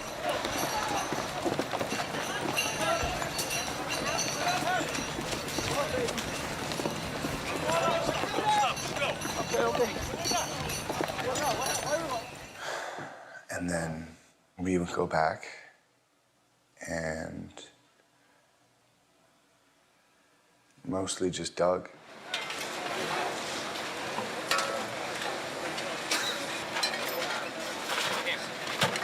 We found a body. It was a girl. She was dead. She was definitely dead. All her clothes had been burned off her. She looked to be pregnant. Some people thought maybe she was just bloated, but I don't think so. She was encased in rubble. And we had her about halfway uncovered. We had getting the body bag ready, and then they told us to run. And we ran. So I never got to see if they got her out. Or would have felt good saying, all right, at least I got one person out. One family will be able to have a decent funeral.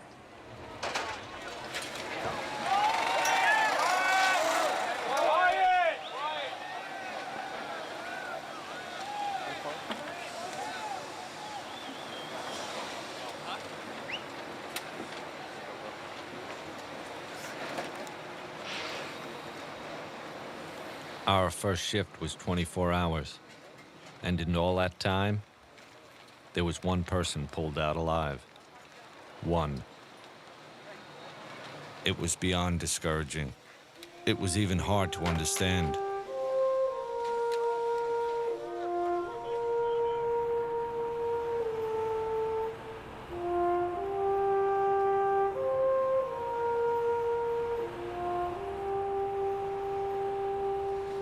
It was weird in a way.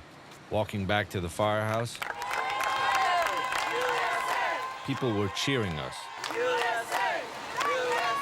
But we sure didn't feel like heroes. Every day, total strangers were showing up with supplies. Somebody said that you could still use towels, so that's the end of the towels. Thank you very much. Thank you very much. They opened up the doors, and lo and behold, deliveries were coming by the ton. Kitchen. Or just go right around that corner, just dump them on the floor. You can't eat all the cookies they're giving you. No. I know it's early in the operation here, but I just wanted to thank everyone for all the hard work that they've been doing. How we're here, only God knows. But again, guys, thank you so much. You have no idea how much love I have. Check the lockers, bro. Check the lockers, all the lockers, take whatever. It's something special, you know, when guys are relentless. And just going back and forth. Guys with nails in their hand, taping it up. Gashes, blood everywhere, just taping it up and saying, let's go back, let's see what we can do to make this situation a little better.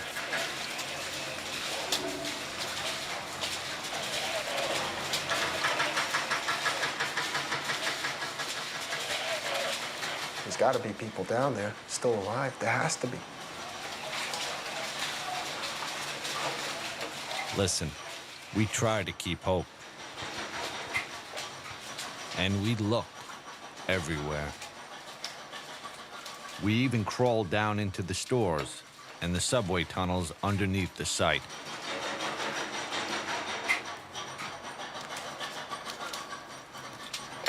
But as days turned into weeks, you began to accept.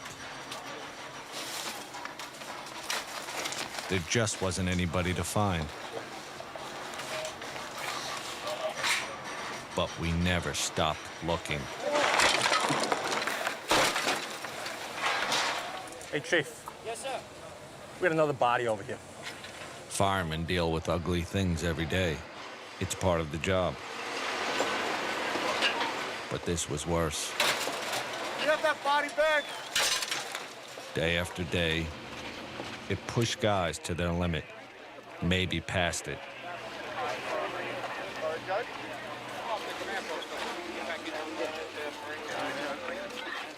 A lot of guys don't know if they're gonna do the job anymore. I know it's either this or the Army now. And I like saving lives. I don't like taking them. But after what I saw, if my country decides to send me to go kill, I'll do it now. Every night around dinner time, the fire department would put out a list of firefighters confirmed dead. And every night, that list got longer. It is with regret that the department announces the deaths of the following members. Battalion Chief John P. Williamson. Firefighter William Henry. Firefighter Eric T. Allen. Firefighter Manuel Mojica. Firefighter Lawrence J. Virgilio. Firefighter Timothy Haskell. Firefighter Thomas P. Hannafin. Firefighter John A. Ventura.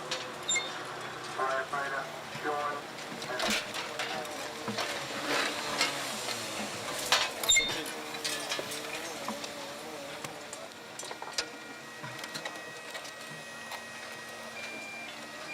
We lost so many people that everybody has lost dear friends, and not just one or two, but dozens.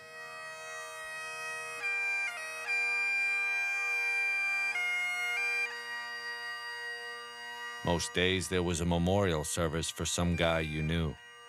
Some days 2 or 3, some days 4.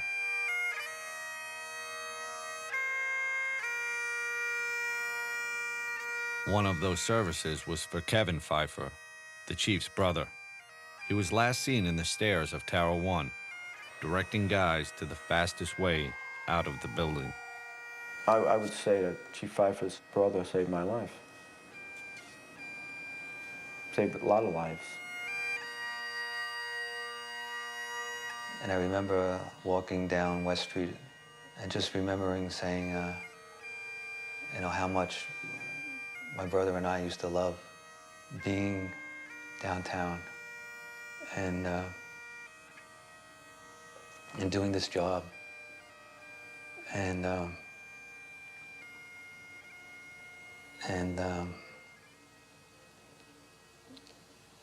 how now I didn't love it anymore.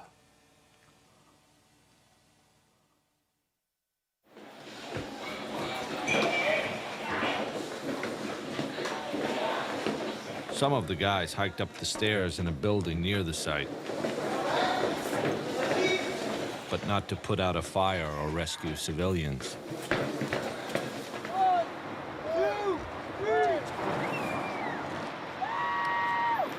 They made the climb to lift our spirits.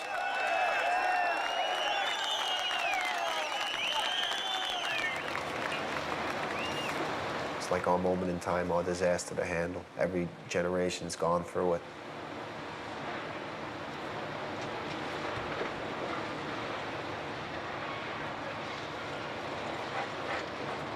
Some struggle more than others.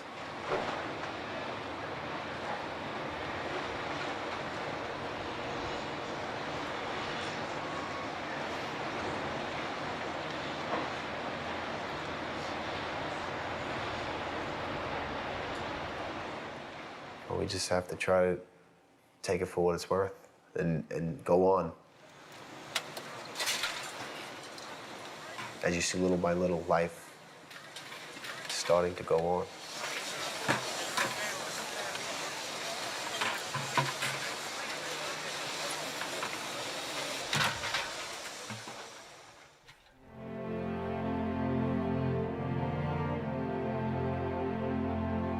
A few weeks passed, and we got new rigs.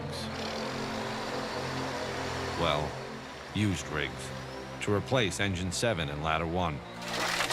They're still buried in there somewhere, under the pile. Eventually, we started going on runs again. Feels good, though. playing pranks again and trying our best to love the job again. But things will never be the way they were.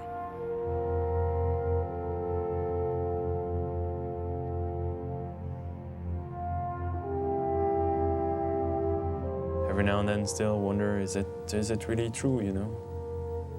I know it happened, but I don't know. How do you deal with something like this? It's the 11th every day for me when I wake up. So did you want the new tape?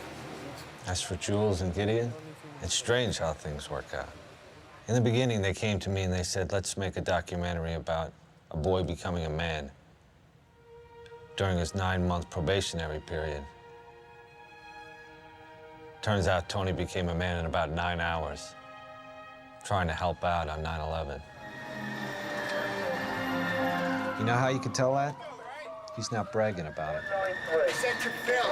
We were the only ones on the ticket, but it said to Phil 1075. Do I feel like it's given me more of a sense of self-worth? Yes. Has it made me a man? No. What's a man? You know, I'll still watch cartoons and do my stupid things. I'm just a person who tries to do good, just like every other person in the fire department. For the fire department, now it's about rebuilding. Somehow. At our firehouse, we've already got new probies to break in. You get one chance to make a first impression. 2 guys fresh out of the academy. It's strange to think they'll never know what it was like to be a New York City fireman before September 11th.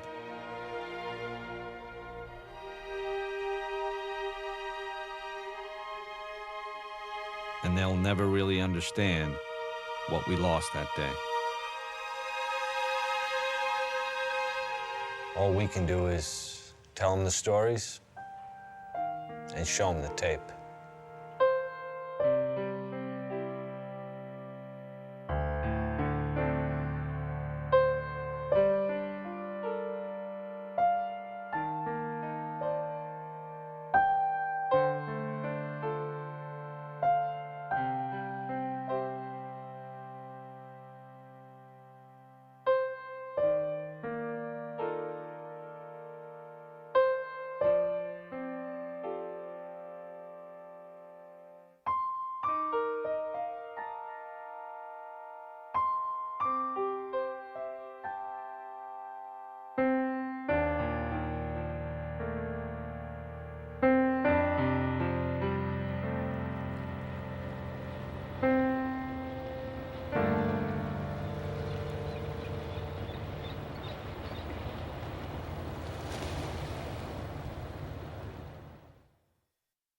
The valley is hushed, and the flowers are all dying. The meadow here is white with the winter snow.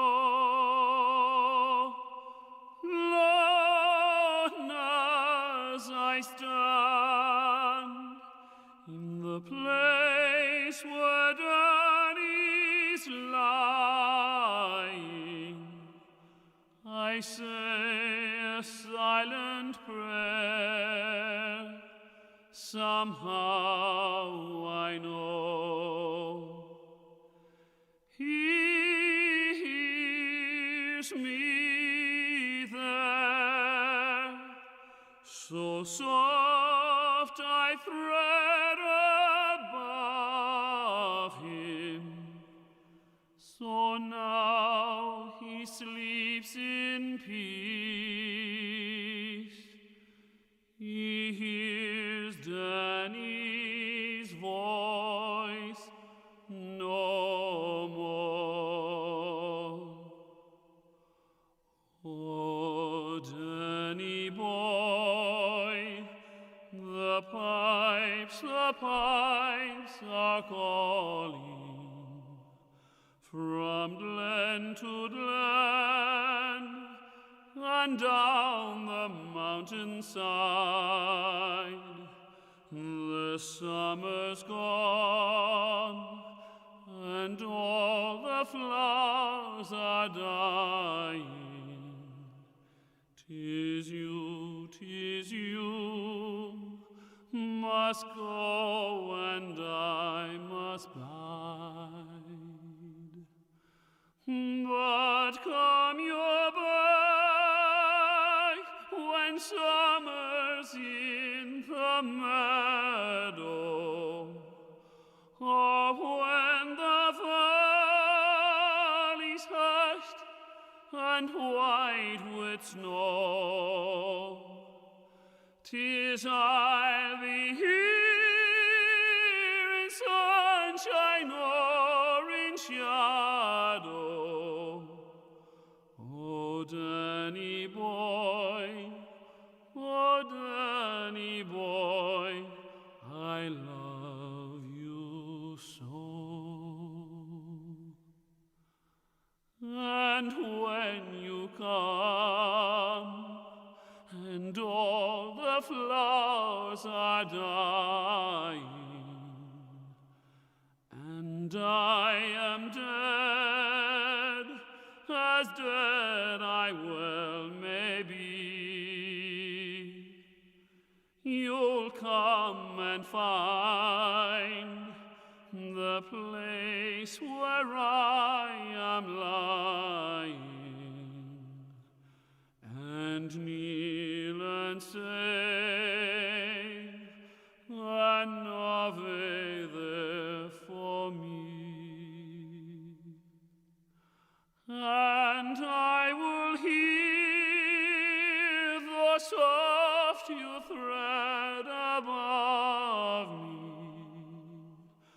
and on my grave will warmer, sweeter be, for you will bend and tell me that you love me, and I shall sleep